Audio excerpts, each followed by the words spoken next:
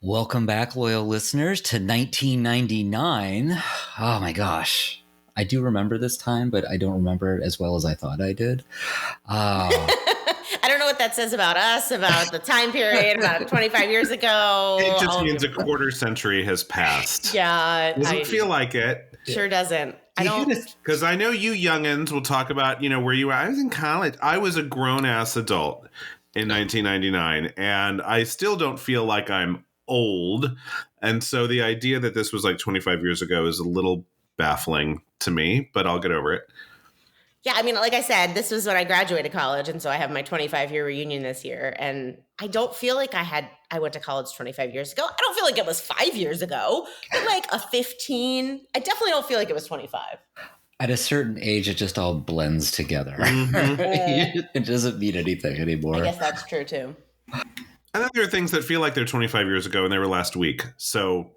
Well, whatever. The pandemic has really fucked with our sense of time. Yes. Also, which doesn't help. So. Very true. Very true. Well, this is something I think we all do remember, and in honor of the movie we'll be talking about later. Clever. Eric needs to get together these cold opens, and he's so clever about it. Matching them. We're kind of lucky that this actually happened at this time. Well, I don't know that lucky is the right word. The Clinton impeachment trial. I mean, I don't know that kids today would understand how impactful this was at the time, or if because they've lived through 2 additional impeachments, And now they're going after Mayorkas, and they say they're going after Biden. I mean, now we just impeach people it's like, it's a Tuesday. Yeah, now it's just part of the regular political discourse. But this was a fucking big deal when it happened. The 2 articles of impeachment were passed by the House on December 19th, 1998. Senate trial began January 1999, and Clinton was acquitted on both accounts on February 12th. That's quick. I feel like that's... Back when Congress quicker than the Trump trial? The Trump trial? Well, the Trump trial had a hell of a lot more evidence. Well, yeah, I guess that's true. And probably a lot more people who wanted to speak about it. So yes. Yeah. I mean, the Trump trial too, while Bill Clinton's job approval rating rose during the scandal and subsequent impeachment, his poll numbers regarding honesty, integrity, and moral character declined. Shocker. Duh. Remember when things like this actually affected people's opinions of our leader? Oh my God. I think Biden's approval rating is 30% at this point. I don't know that Trump would get great poll numbers if we had to single out honesty, integrity, and moral character. I think his loyal supporters will think he is the fucking Messiah returning. Sure, his loyal supporters are about a third, which is way too much, but maybe a third of the country. When you put it like that, that's nuts. But I know you're right, but yikes. Yeah. In 2023, Bill Clinton was named in the infamous Epstein papers, though there is no proof of any illegal behavior on his part. Where there's smoke, there's fire. But there's no evidence either way. So listen, we know that Clinton likes barely legal women. I mean, his life history has proven that. Jeffrey Epstein had a whole lot go. I mean, he was a billionaire who just took lots of rich and influential people on rides on his private jets.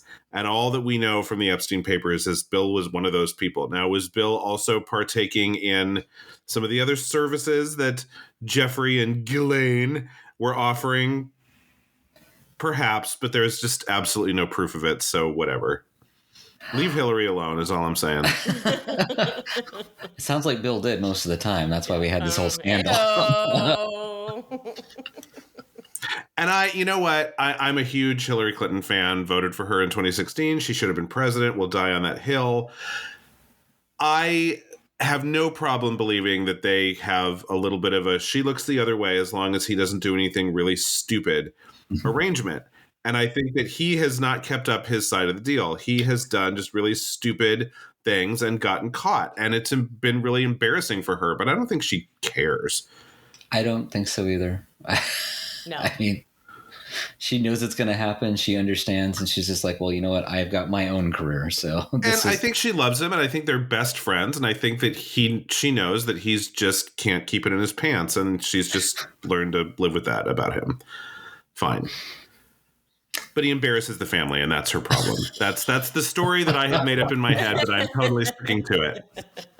I mean, that tracks. I kind of feel like today, though, that's far less embarrassing than anything that happens now. So, But yeah, it's old news. Like, who cares?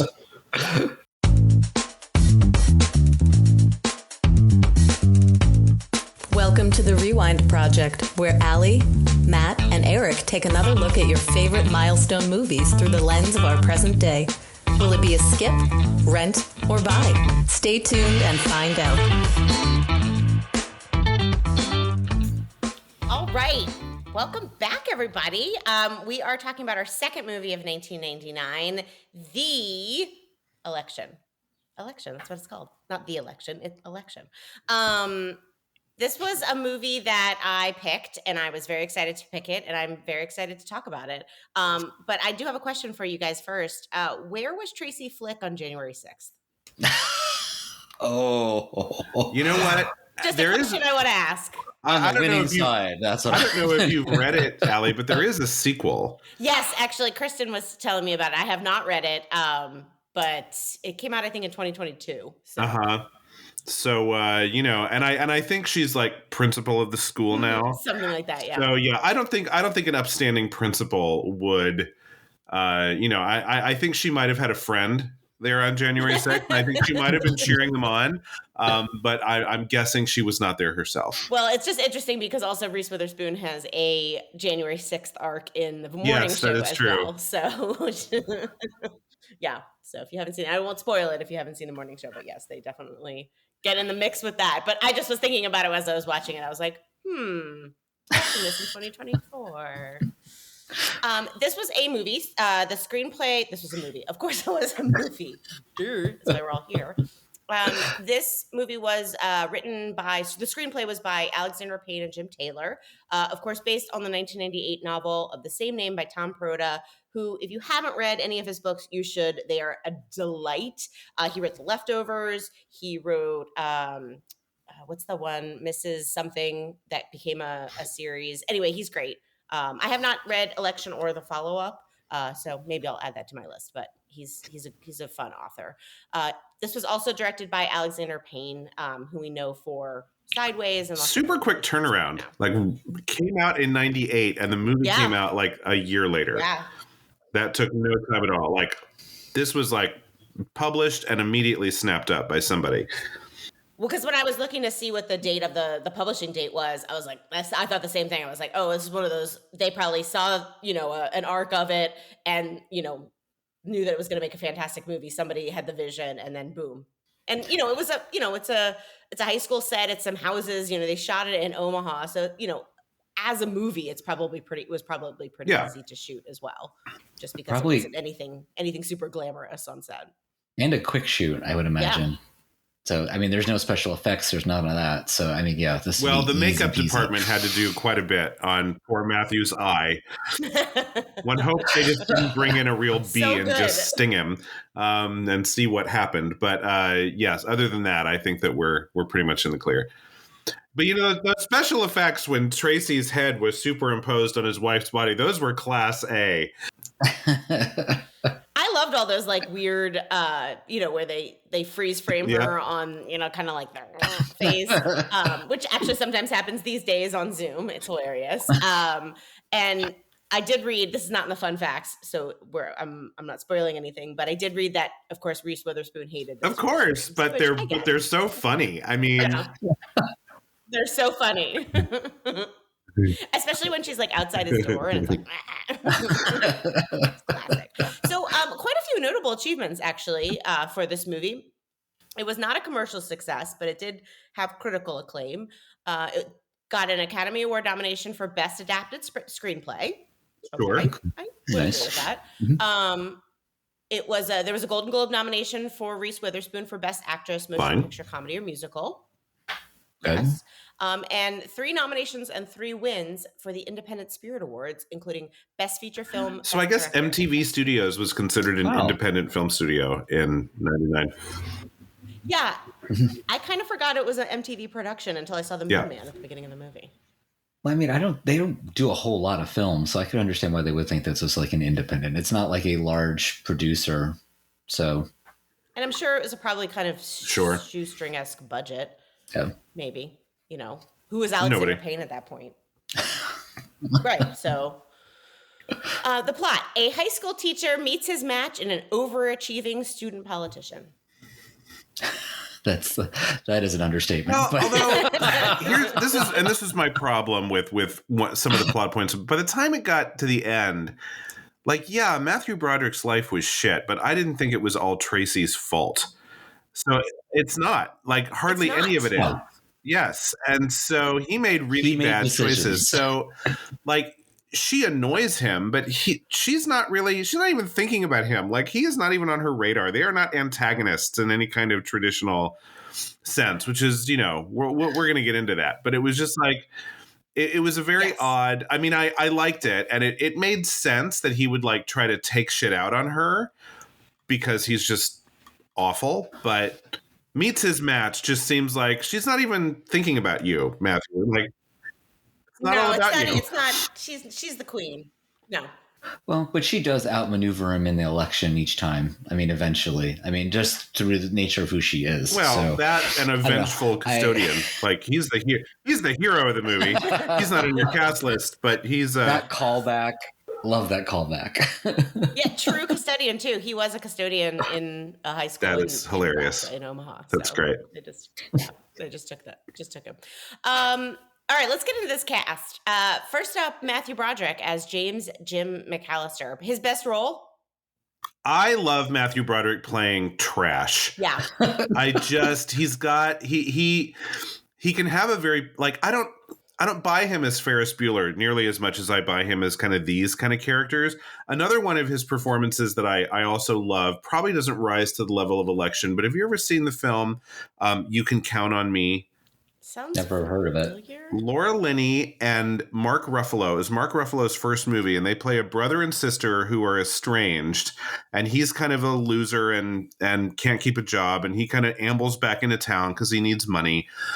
And Matthew Broderick plays Laura Linney's awful boss, just awful, terrible boss in the office that she kind of has an affair with because she's bored. Always a great idea. And he's great as these trashy, awful, gonna go nowhere in life men. Just a schlub. Yes, very schlubby. Very schlubby. Super schlub. He's real trash in this movie, and we have a whole discussion to talk about with that. But yeah, I thought he really embodied that sort of suburban high school teacher, not terribly happy, but not terribly sad, just kind of riding the middle of life. That's a lot of people in this country. Yeah. I should say it's like most of America. Most of America. And I thought he did such a good job with just the house was a little tired and he was a little tired and his marriage was a little tired. And, he didn't have anywhere to put his energy. And so he kind of focused it on Tracy. Yeah. Well, and kind of mini spoiler, to me, his best moment in the entire film is when he walks into the principal's office and he sees all those people around the desk glaring at him, and he just has this look on his face oh. And it's so punchable. Yes. It's just, and just so he just kind of resigns himself to, I'm a dick. And yeah, it's just no one could have been better in this role than Matthew Broderick. Agreed. Yeah, he was just so good to watch. Moving on to Reese Witherspoon, who was not first credit. Matthew Broderick was first credit in this movie, as though I feel like Reese Witherspoon is the main character in this movie, as Tracy Enid Flick. Enid. I don't know that she is the protagonist of this film. I kind of think that even though Matthew Broderick is trash, I would say it's his movie. It's certainly from his perspective, most of the movie. Yes, and he's the one that takes a journey. She's basically on her path, and ain't nothing going to stop her. Sure. And she kind of does what she does. She's a lead, certainly. And in 1999, I don't think she'd done much except for play second fiddle to Sarah Michelle Gellar in Cruel Intentions. Had she been? Was Fear? When was Fear with the Mark Wahlberg? I don't remember, but it's around the same time. That's a good ass known. She was known, but she wasn't like a movie star No, in the sense that she is. Which I know, but it's funny to see her name second, because at this point now she's certainly first chair. Pleasantville was the year before too. That's right. We saw her, but also, definitely part of an ensemble. Like she was known, but she wasn't, she wasn't above the credits often in 99, and she was still kind of, but she's a good actress. I mean, she's just so dependable. And this is a different kind of role for her. I mean, if you think about Pleasantville, she was like, the popular mean girl who couldn't have given a shit about student council or anything else but scoring with boys in the backs of cars and looking cute. And then here she is with her gray stockings and her sensible flats and her terrible Argyle sweaters and her pulled back hair. And it's all like business, business, business. And it's just, she's great. She's great.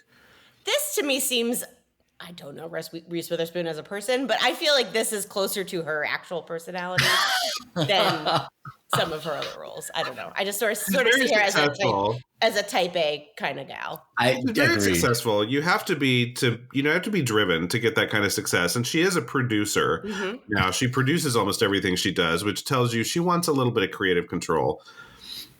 Yeah, she's definitely an overachiever. Who among us, though? I mean, I was too. I see a little bit of myself in Tracy Flick. Let's put it that way. I love how she gets under Matthew Broderick's skin by virtue of just existing. And we all know those people. We're probably thinking of them right now. That just like, it's like the meme where, I hate this bitch and like, I hate this bitch eating crackers, just like doing nothing, but pissing you off and just getting under your skin just by virtue of like breathing the same air. You know what's funny about that though? It was just him. Like generally in like these high school movies, like that character is just like reviled by everybody. Yes, I when she had like a bunch of lackeys and like got a lot of applause, I was very surprised at that. Yeah, she was well known and I think well liked by, or at least not hated by the rest of the student body. So she won the election. I mean, it was a squeaker. It was a squeaker, but she got half the votes of the student body. Yeah, which says a lot. So they all look at her. Well, no, a third, because a third voted for like nobody. Don't throw your vote away this year, folks. Counts. Yeah. Yeah, that's true. I forgot about that. But she got as many as the popular jock. Yes. Correct. So, I mean, there are people out there who are like, you know what? Fuck the popular jock. Like, she'll be a better student council president. And she probably would be a better student council president than Paul Metzler. So, good for them. I would have voted for Tracy Flick if I'd gone to that high school. I was a nerd. I would have probably thought that Paul Metzler was a stand-up guy and really nice to all the nerds for a football guy. But in the privacy of my little voting booth, I would have said, you know what? She's smarter. She'll be better. I'm going to vote for her. Probably. Yeah, I probably would have voted for her. I'm not voting. Yeah, I'm not voting for the jock. That's for sure. I just found it interesting in the movie because they didn't go to the normal high school movie trope with that. So yes, I didn't remember that either. And I was legit shocked when I was like, oh, she's actually like, she doesn't really have any friends, but she's not blind. She's not, other than that one guy who probably made fun of everybody, she wasn't made fun of. Like, again, she got a lot of applause. I really thought that, I guess I'm so conditioned now, just like you, Matt, to, have somebody like this just be hated by the whole school and be bullied. And that's not how it really was, which is nice. It's fresh. All right. Speaking of the himbo himself, Chris Klein is so good as Paul Metzler. He's just like the perfect himbo. And he's just so nice and, so dumb, just like a little puppy dog. I don't know. I really enjoyed him. And I had to look up because I was like, Whither Chris Klein? Where is he now? He's got a main gig on it's not Steel Magnolias, Sweet Magnolia on Netflix. So he's like the last 3 years. Okay. Been a lead on that. So all right. Good for Chris Klein. I liked him in American Pie too. Yeah. Halfway through this movie, I was like, this movie has zero heroes. Like everyone in this movie is terrible. And then all of a sudden, like Chris Klein popped up, I guess, except for Metzler, I guess. You Betzler, Paul Metzler. I mean, he's just too stupid to be bad. It's just right. Even when, at that one scene where everybody is praying as they're going to sleep and they're all asking for things and stuff. And he's just like, he actually is like asking for other people, which is really kind of what prayer is supposed to be about, is like caring and talking about other people. It kind of showed like his sense of who he was. Like, well, after he thanked God for his above average sized penis. Priorities, Matt. Hey, but he thanked him for it. So who among us, right? Like, you got to start with yourself first. Look, he voted for himself, and that was the vote that tipped the whole election. He did not vote for himself, yes. And that's the vote that tipped the whole election. So people vote for yourselves, is what I'm saying. If you're running, vote for yourself. You know what? I agree with Paul. Tracy'd be a better president, and he knew it. He knew it. He knew it. Yeah. He knew where his gifts lie. Yes. Yeah. Every vote counts. All right, I'm going to stop. You know, but you raise an interesting point, Allie, because I really thought this movie was going to be much more of a satire of national politics in a way. And it really kind of wasn't. It was just about these little losers who are just petty. I mean, the movie was exactly the size it should have been. It was not necessarily a take on the corruption of our political system. It was just about a trash teacher who meddled because he was really upset with his own fucking life and his really bad choices. Yeah, exactly. All right, next up, Jessica Campbell as Tammy Metzler. As we all said before, totally forgot that she was gay. I looked her up to find out where she is. She died in 2020. And the cause of death was never stated, but she had flu-like symptoms before dying in December 2020. So I kind of think we lost Jessica to COVID.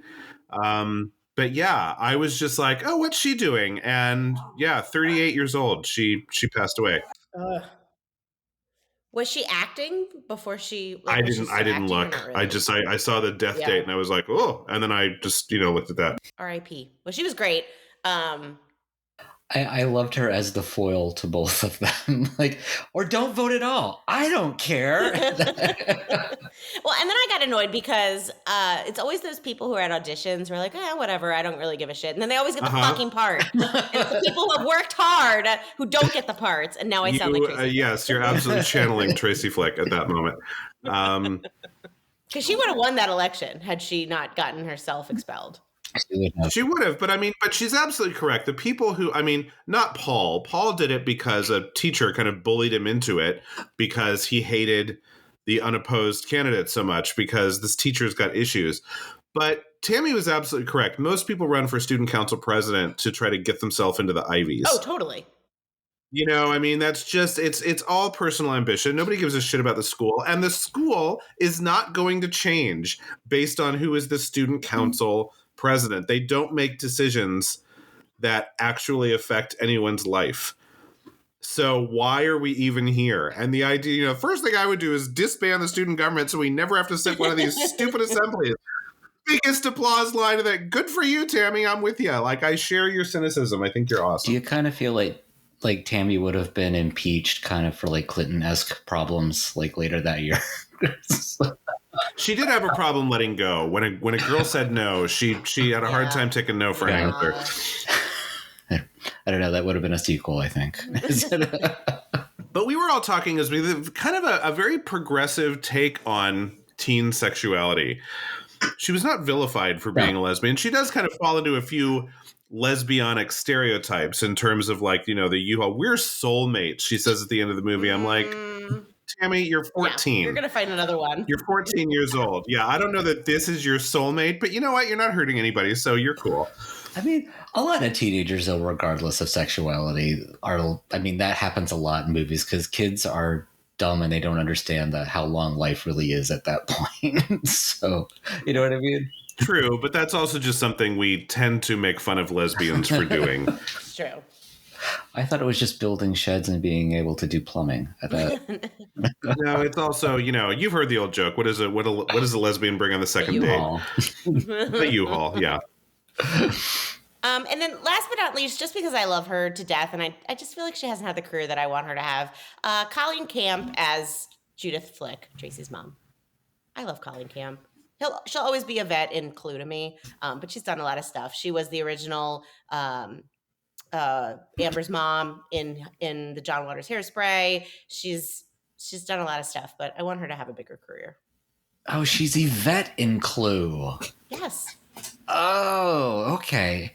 Okay. You said Yvette, and I was like, is there a veterinarian in Clue? Yvette. Yvette. I said Yvette. I don't speak French, so Yvette. I missed you saying Yvette. Yeah, Oh, that's yes. what I kind of heard. So, okay. Gotcha. Oh, Yeah. wow.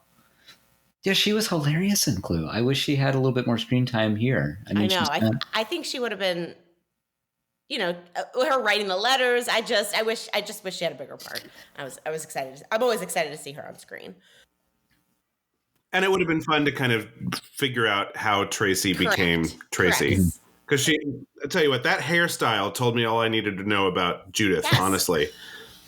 And the writing the letters to the female. Yes, like Connie Chung. It always blows my mind that Connie Chung is married to Maury Povich. I just feel like that's such a wacky couple. It is. That's crazy. Yeah. But they've been married for like 40 years, 50 years, a long time. So I digress. Back to the election. He's a good listener.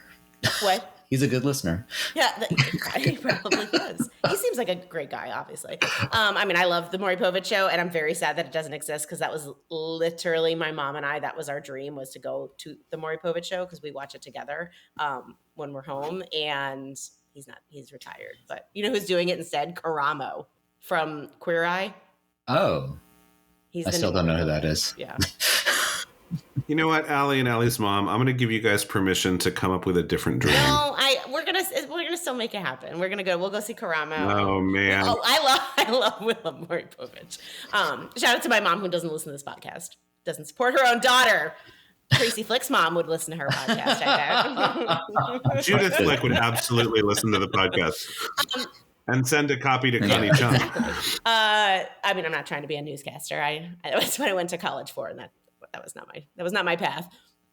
Well, we've sort of alluded to this a bunch of times, but watching this movie as an adult who could have had in a different life a kid Tracy's age, I was really siding with the kids. Like, all of the adults in this movie suck so bad. Oh, absolutely. Well, Matthew Broderick's wife, we don't really get to know very well.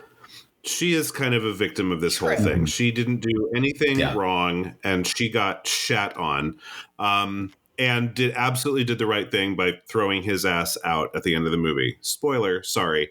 By the way, we spoil the fuck out of movies. You've had 25 years to see this movie. But she wasn't there enough, so I didn't even count her among the adults. All the other adults in this thing, from Matthew to his little bit on the side to the principal... The vice principal, his horrible friend. Oh my God. His horrible friend who, had an affair with a high school junior. They're terrible. And really all the kids did. I mean, all Tracy Flick did. I am not going to hold her responsible for an affair with a teacher at all. She was a student. It was not her fault. It was 100% his fault. That doesn't even show up on the transcript for me. All she did was, in a fit of rage, tear down a bunch of posters. And I could even tell she was kind of immediately sorry she did it. That's it. That's like the only crime she committed in this whole movie, other than just being her driven, ambitious self, which is fine. Girls, if you're listening to this podcast, you can be driven and ambitious, and it's okay. It's not a crime. Done. Paul didn't do anything. Tammy, she's just a frustrated lesbian in the 90s in Nebraska. I mean, God love her. The adults in this movie are 100% terrible, and the kids are kids. And I did not remember having that reaction when I watched this in the 90s. And I was an adult, not an adult old enough to have teenage kids in 99, but I was a grown-ass adult when I saw this for the first time. And now I was just like, these, especially McAllister, what a dick. I mean, I just was shocked. Like, from the jump, from the beginning of the movie, I was like, God, this guy sucks. And I do not remember him sucking the last time I saw this movie. Yeah. I just kind of believed, he got Teacher of the Year award 3 years, and that's a record. He must be a stand-up guy. He's a stand-up guy in his own mind, but that's about it. The worst kind of stand-up guys are the guys who stand up as guys in their mind and not in their fucking deeds. Yes. If your entire personality is built around being the nicest one in the room, you're not that nice. We've all dealt with that person. Uh-huh. Well, it was interesting, too, because I really thought, and we talked a little bit about this before the podcast, is that in my mind, again, Tracy was the villain, and she's not. She's just living her best life in high school. And dealing with some trauma. I mean, I'm sorry. She was raped by a teacher, and that she was not ready in her own levels of maturity to have that relationship.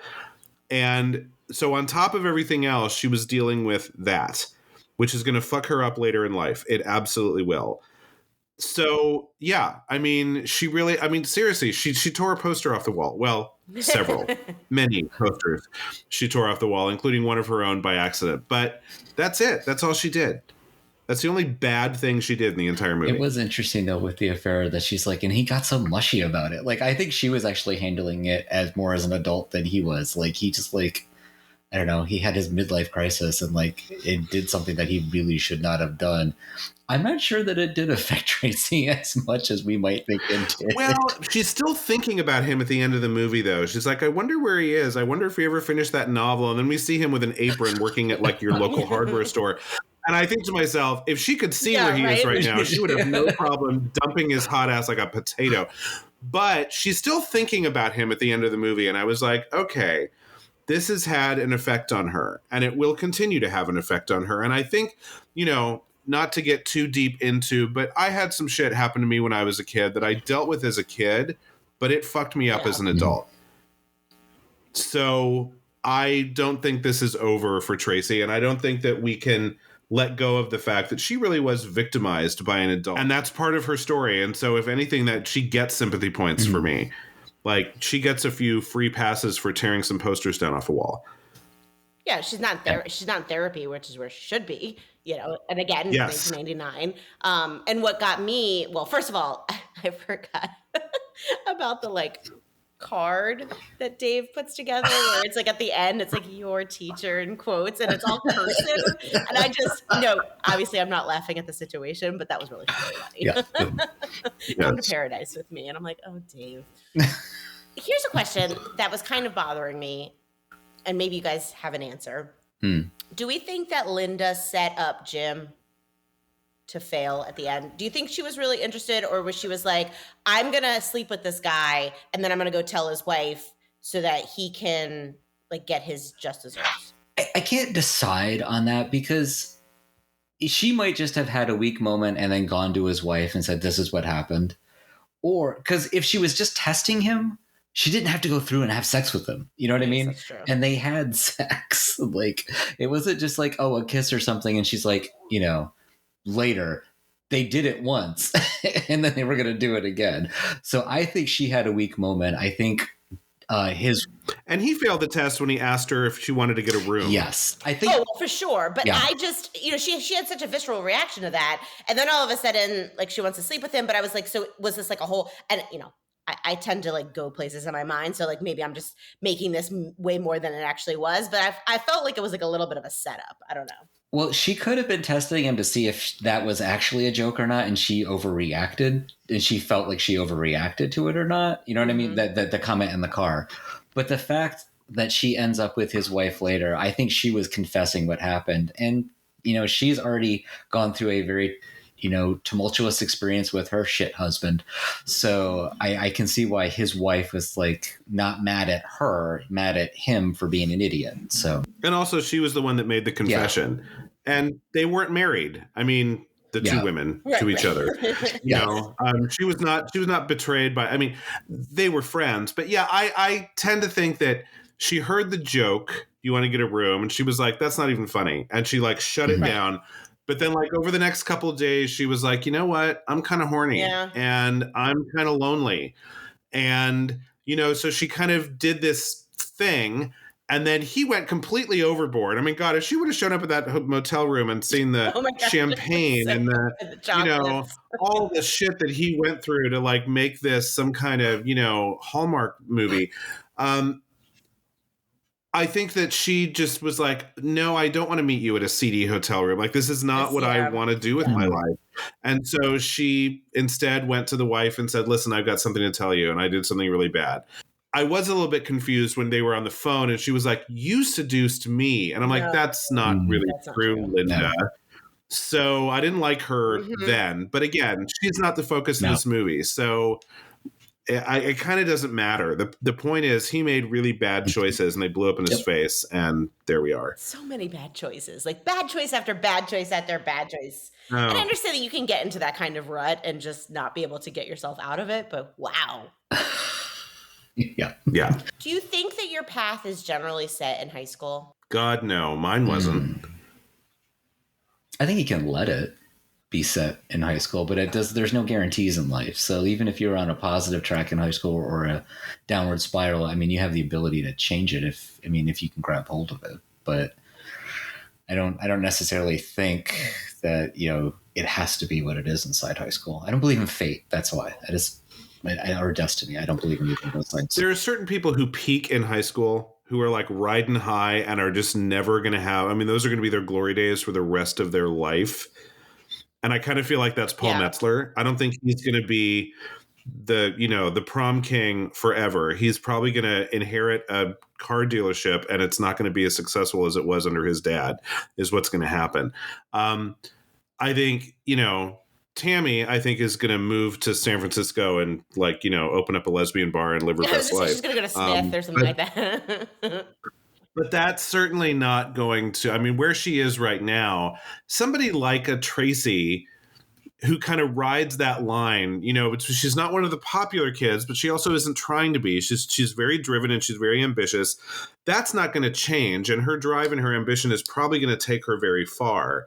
But I think that high school is just a completely different societal setup, and there's a whole lot of people who are just kind of invisible in high school who really blossom after they're out of that kind of oppressive system.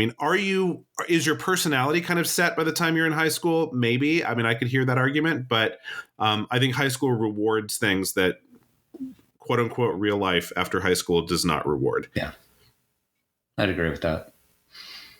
I had a fine high school experience. It wasn't amazing. It wasn't awful. It was fine. I have the ability to be friends with a lot of people, so I had a lot of friends. I was in the theater crew. It was perfectly fine. I was in honors classes. Whatever. I don't feel like I became who I am now. My personality has not really changed since birth, basically. Kind of what you see is what you get. I've always been a ham. I've always been very outspoken. None of that has changed. So yes, I do think that my personality was set very early. My life took a little bit of a different trajectory, I think, since high school. But I was lucky. I did not have a traumatic high school experience. It was totally fine. I loved college. College was awesome for me. Did you all have traumatic high school experiences or neutral high school experiences? I hated high school. Yeah. I literally hated high school. Yeah. My teachers were great. Class was great. I had a small group of friends that were actually really from church. I had moved to this location right before high school started. So completely different state, didn't know anybody. I'm not a naturally outgoing person. There was bullying involved in school. So I'm used to that kind of shit, but it was just so pointless and idiotic. I was a very angry person in high school. College was much better because college people are everybody's experimenting. In high school, I think there are these set rules that people are having, and you don't, and everybody's got to find a place to fit in. Whereas in college, everybody's just kind of experimenting now, and they're trying. And there's some of the groups they transpose from high school into college, but there's a lot more opportunity to be different in college. So college was much better experience for me. Fucking hated high school. I've never gone to a reunion. I never will. They can all fuck off. Yeah, I moved around in high school too, but I moved around my whole life, so that wasn't new to me. I think if I had, so I was a sophomore in high school in Hawaii, and it was the year that I was at my heaviest, my pimpliest, my most socially awkward. And I think if I'd stayed in Hawaii, I probably would have hated high school. I moved at exactly the right time to a much smaller school. Everybody knew everybody, so it was not even quiet kids. Everybody knew their name. And it was just a much better, and I kind of grew into myself a little bit over that summer and was able to make a fresh start in a way that I really appreciated. So that was fine. There was something on Threads, which is, Instagram's answer to Twitter, recently, where somebody asked, if you're LGBT, did you fear for your safety in high school? Yes or no? And what year did you graduate? And I was like, no, I didn't, because I was closeted even to myself. So I didn't have a big, scary secret.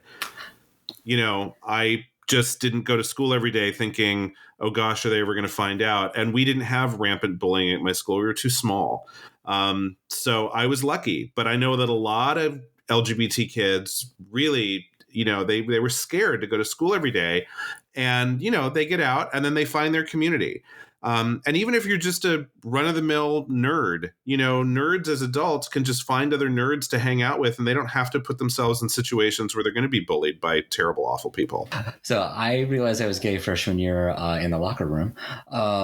And could be a convenient place.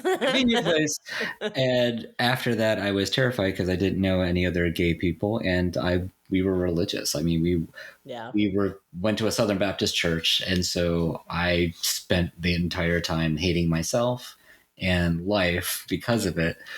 And being scared of people. And there were a couple of times like I was people that you're interested in, you don't get to have a puberty. So, but you're still going to be attracted to people. And if you linger in looks, there was one time I almost got beat up because I had been staring at somebody that I was found really attractive, and like I about got my ass kicked in the library because of it. So are high school movies like this just super triggering for you, Matt? Do you it's life. It's not, I mean, sometimes I guess it is, but most of the time, no. I mean, it brings back memories and stuff like that, and you can relate, but I don't know that it's triggering. So, but it's mostly, thank God I don't have to like be surrounded by lockers and hallways and that shit anymore. Yeah, I would never want to relive high school. I mean, I say that all the time. Thank God that I'm not in high school ever again. I don't ever have to do that again. Thank God I didn't have social media in high school or college. Like I wake up every day and thank God for that, because I can't imagine having to navigate that. So I thought this was really interesting that the novel was inspired by two key events: the 1992 United States presidential election. Ross Perot entered as a third-party candidate, a move echoed by Tammy Metzler, and a 1992 incident at Memorial High School in Eau Claire, Wisconsin, in which a pregnant student was elected homecoming queen, but staff announced a different winner and burned the ballots to cover it up. Whoa. Oh my God! So you know what? Tom could have just written that story. I would watch that, and let's do a related movie to election. I would watch that in a second. Yes. I mean, I think that's also just a brilliant setup. But I mean, this idea that, and so I have to tell you, I mean, I was just watching this movie, and when I saw Matthew Broderick take those 2 extra votes for Tracy and just ball them up and put them in I'm like, really? Like, none of this is her fault. Like, your life is in the toilet, but it's not because of Tracy. And I know that you find her annoying, but Jesus Christ, what is wrong with you? So, and it's a small thing that he did, but I was really happy that he got his ass canned as a result. And I love the fact that the angry custodian turned him in. Yeah, don't fuck around. When I start a new job, I always make friends with the accounting department, the receptionist, and any executive assistant I need to make friends with. Like, that is how you get shit done in an office. Like, don't fuck around. Yep. Don't fuck around with the quote unquote lower level employees, because they will get your ass. Yep. They can burn you in ways you'd never think. One little thing I might have said is when he threw the food on the floor, it would have been interesting if he just turned around and saw the custodian there and said, "Oh, can you get that?" or something. It just was like super dismissive or something, to give even the custodian a little bit more. Because I don't know. Gross. I mean, did he clean up? Probably I would hope so. I mean, you don't just leave shit on the floor like that. Yeah, then why was the custodian so pissed? I mean, accidents happen. That would piss me off too. I'd burn that man. You don't need too much of a reason to turn Matthew Broderick in for this, because he did the wrong thing. He took 2 student ballots and balled them up and threw them in the wastepaper basket. I mean, he just, no matter who caught him. I love that student of his too became so irate and just disappointed in him. He spit on his car. Didn't have this moment of reconciliation. Just like, fuck you. You ruined everything. Well, but Yes. Matthew Broderick also made that kid feel like an idiot. It's like, can't you count? And it's like, yes, actually, I can when I'm not cheating, you motherfucker. Yeah, I mean, and good for him. fixing elections. Yes. I would have been pissed too if Yeah. I was that kid.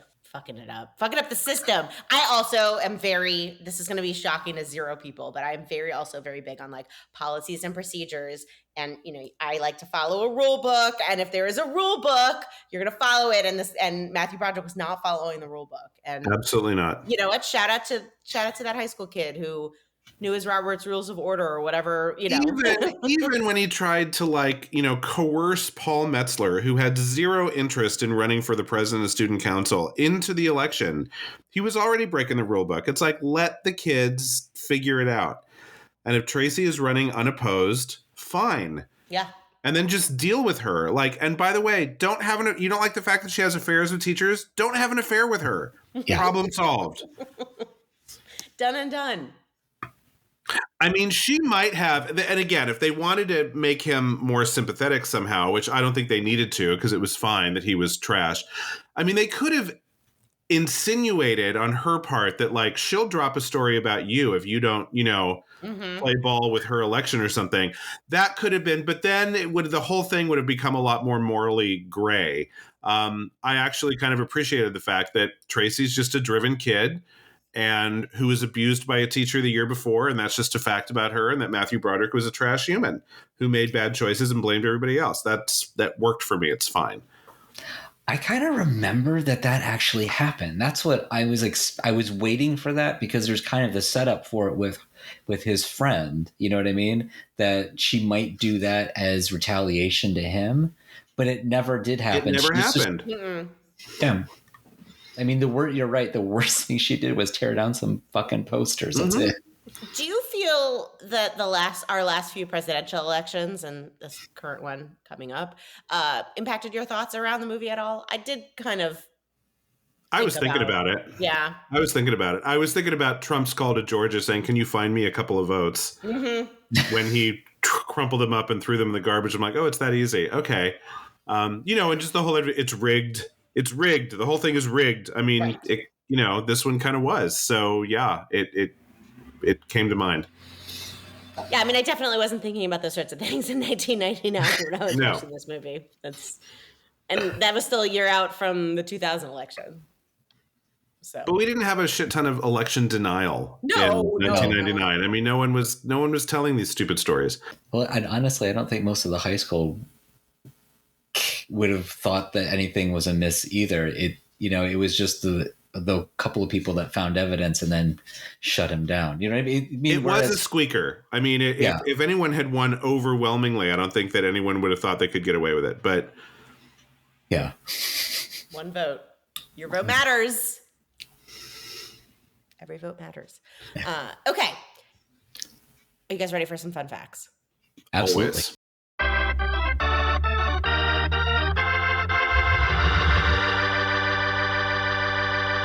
Okay.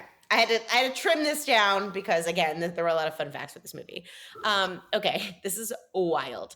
The film's original ending, which was received poorly by test audiences, and you're going to see why in a second, was not known until a rough work print of it was found in a box of VHS tapes at a yard sale in 2011.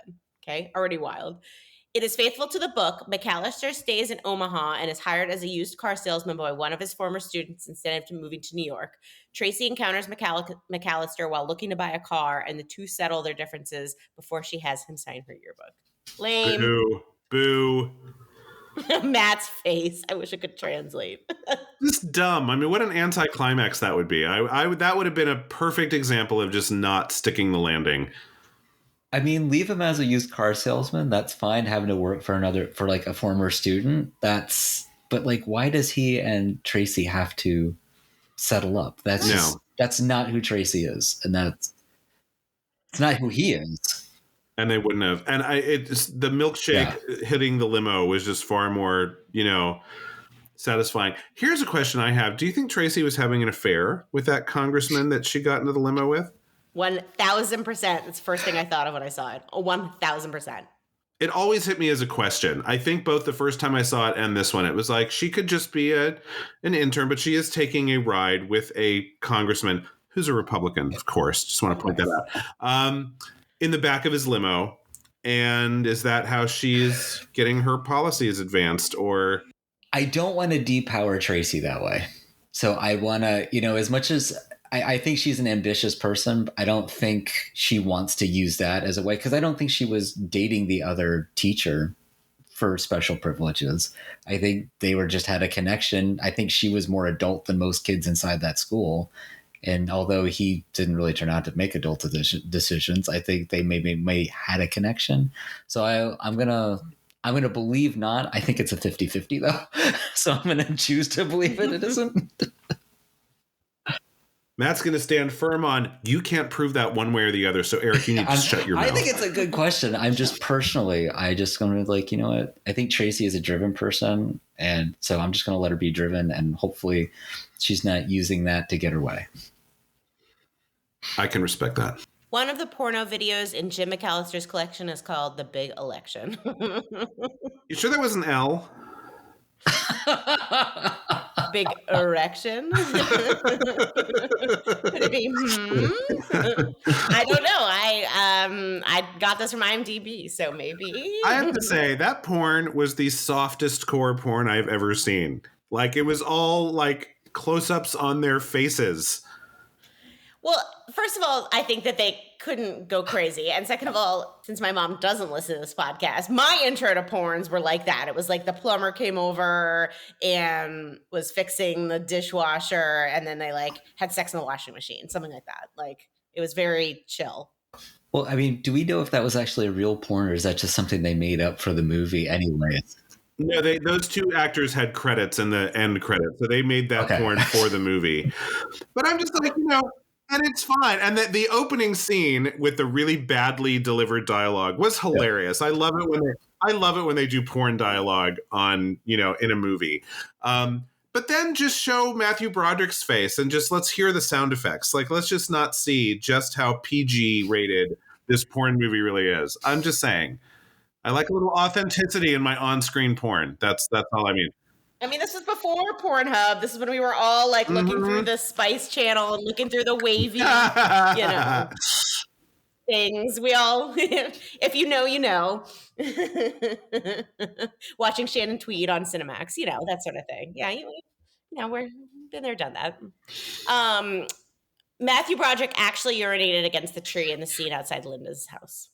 With the whole crew watching, like, he's not pee shy. That's actually quite impressive. I thought that was funny. I always, I am not a man, and so it's hard for me to tell, like, when somebody's like holding something or if it's a real pee. I wouldn't have known either way. But this, I mean, all you need is the sound effect. Hope they didn't have to do too many takes like that. You'd have to go through a lot of Diet Coke if you had to do 20 takes of that scene. Just a lot of coffee. Former president of the United States, Barack Obama, has said that this film is his favorite political movie. Yes. I think you mean forever President Barack Obama. That's how I typically refer to him. I love that. That's hilarious. I out of all of the political movies, this one is his favorite. Just goes to show he has a sense of humor. I know. But you know what? And the corruption is rooted out. True. and justice prevails. So I would expect Obama to appreciate. Here's some fun casting facts. Melissa Joan Hart auditioned for the role of Tracy Flick. I could see this that. This is like full Clarissa Explains It All time. So, yeah. I mean, not as good as Reese, but okay. Tim Robbins was an early contender for the role of Jim McAllister. I can see that. Talk about another guy that could do a mopey schlub. Yeah. Yeah, but Tim Robbins is so tall. They usually try to mask that when he's doing some of these movies. They would have had to put everyone in a box because he's like 6'5". Jim McAllister can't tower over anybody. Tim Robbins would be fine. I will die on the hill that Matthew Broderick was perfect for this role. I just think it would be funny, the juxtaposition of tall Tim Robbins and tiny Reese Witherspoon, and try to make her feel intimidated, and in that sense, that could be funny. Yeah, there's a lot. Sure. Reese Witherspoon originally wanted to play Tammy Metzler. That's awesome. I can't see her as Tammy Metzler, though. I can. I totally can. Yes. That is more of the roles that she was getting previous to this, or more in line of a Tammy Metzler. So she got out of her comfort zone a little bit. And I could see her tearing up that assembly speech, Tammy's. It's true.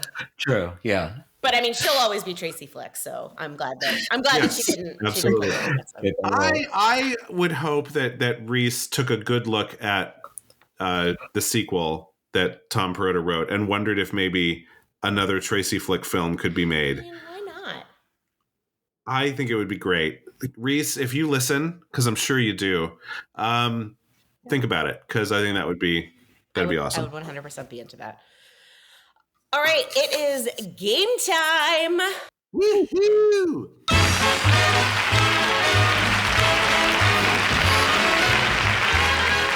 This one's called Fight for Your Right to Vote. We are going to do election in a different universe. So it'll be the movie, but we're going to be picking a different inconsequential election. So like think best rodeo clown and not president of the United States. We're not going there. So who's your annoying protagonist? Who's your himbo or your herbo? I just made that word up. You're adrift adult or overarching figure. How are you updating this at all? And if you want to throw in a director and or screenwriter, we'll extra cut it. All right, Eric, I'm going to start with you. I have created a film that's all about an election for president of your local homeowners association. So we're in kind of a gated community, but a minor gated community. Like it's not, the people there aren't that rich, but it's just, and you've got this woman who's been the president of the homeowners association for years. And she actually walks around the neighborhood with a notepad noting that people have violated the rules by painting their shutters the wrong color, or their fence is a little bit, too big for the area of their yard. And of course, if you know anything about HOAs, the rule always is that you have to be a resident owner in order to serve on the homeowners association. That people who rent or people who, own but don't live there are not allowed to do this. So I've created this situation where one of the homes, the only home in this neighborhood that's owned by a Black family, is owned by Denzel Washington, but his daughter, played by Leslie Jones, actually lives in the house, but is ineligible to run for the HOA until I love Leslie Jones until so much. Denzel dies he's a very cameo. He dies in a horrific accident and she inherits the house. And everyone expects her to sell to get away from these awful people, but she decides to stay and run for president of the homeowners association and take on resident queen bee Julia Louis-Dreyfus and her little notepad. Oh, yes. And so other residents of the neighborhood that play into this, I haven't gotten all the characters figured out yet, but you could just have a field day. I mean, I'm just considering this really stacked cast. Kristen Wiig, Annie Mumolo, Steve Carell, Nicole Kidman, and you know what? Bring back Reese Witherspoon as one of the, PTA moms who lives in the neighborhood who just gets all wrapped up in this battle royale over who is going to control the homeowners association, and whatever fun name we decide to name this gated community, I think would be the title of the film, and that would be that. Heavenly there you go. Roses. Biltmore Estates. Yes, exactly. I love it. I'm glad that I've seen my mom. I think she was like secretary of the homeowners association back when they lived in a community like that. But I know from other people's experience that they can be real pains in the asses. They are the worst. That's awesome. And Leslie Jones, give everything to Leslie Jones. Wouldn't you love to see Leslie Jones take on Julia Louis-Dreyfus and something like this? I was just about to say, why has nobody come up with the concept of the two of them in a movie? Because I just did, but Hollywood doesn't listen to us, clearly, because we've come up with a million brilliant ideas and they never give us calls. So never call us. Call us.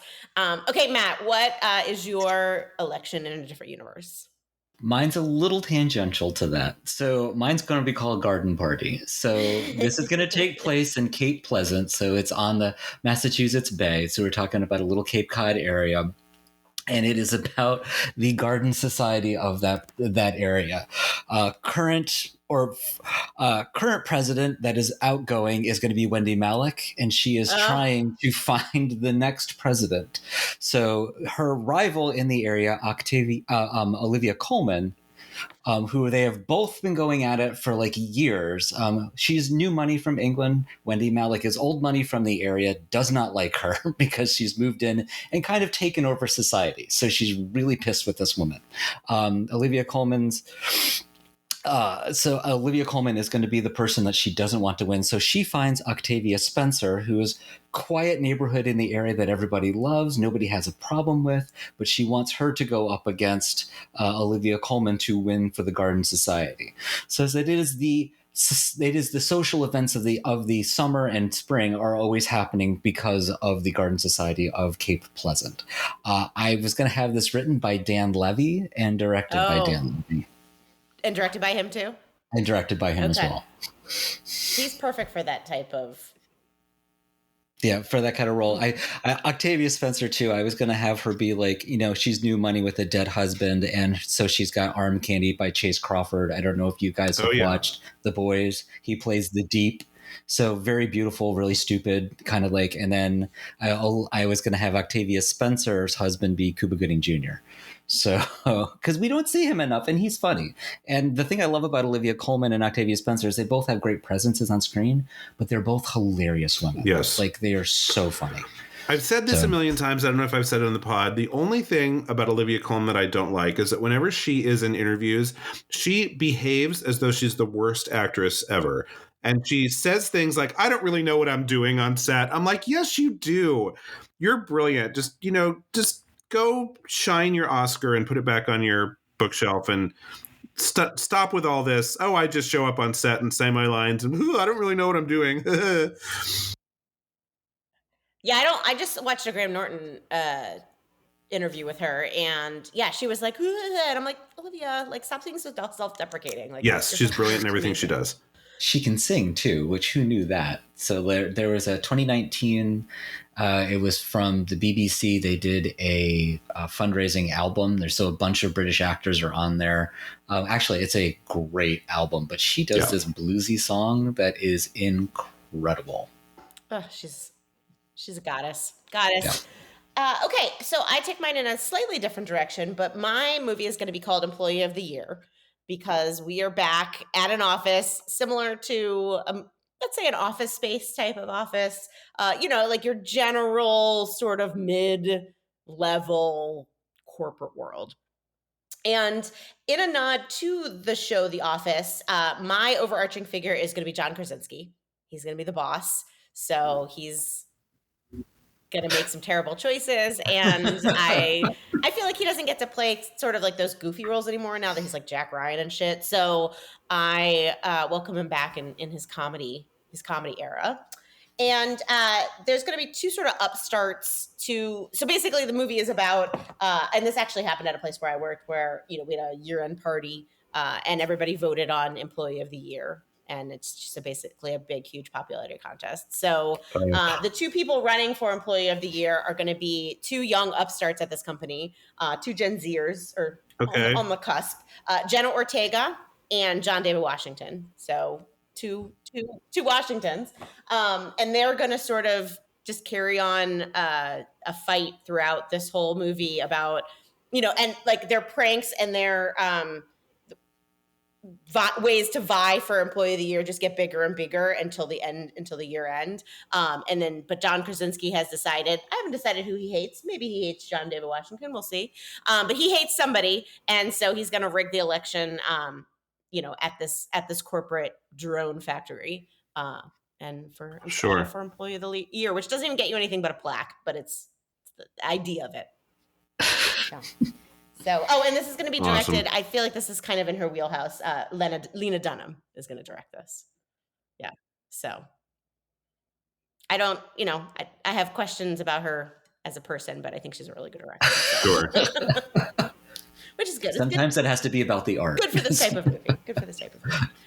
Okay, we are up to skip, rent, or buy. So if you are just listening for the first time, skip means I did not vote in this election. I forfeit my vote. Rent means I voted, but I was just, not into either of the candidates. And buy means I helped make posters and sent out some tweets on behalf of my candidates. So, Matt, are you a skip, rent, or buy for election? I totally thought I was just going to be a rent, but actually I think I'm a buy in this film. It holds up. It's a funny movie. I could watch it again right now. It wouldn't, I think it's something you could put on and you just enjoy it for a couple of hours. So I say this is a buy. Okay. Eric? I'm a real strong rent on this one, which means it's not a meh. I mean, I really did enjoy it.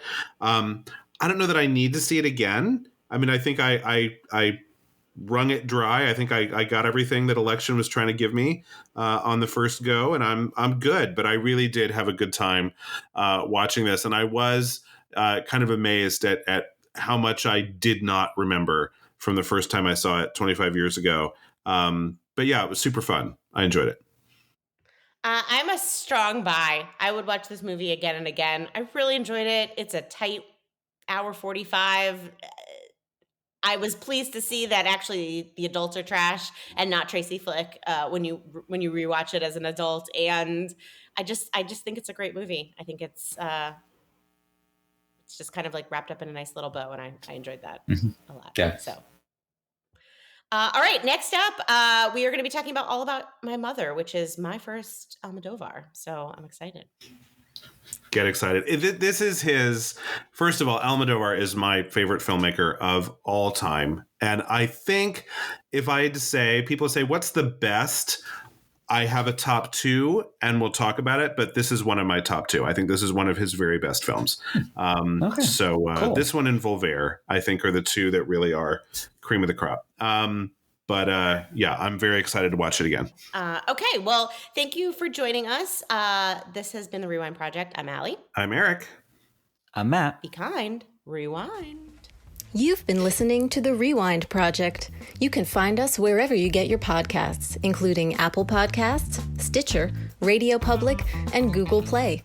Please subscribe and rate us. It helps a lot.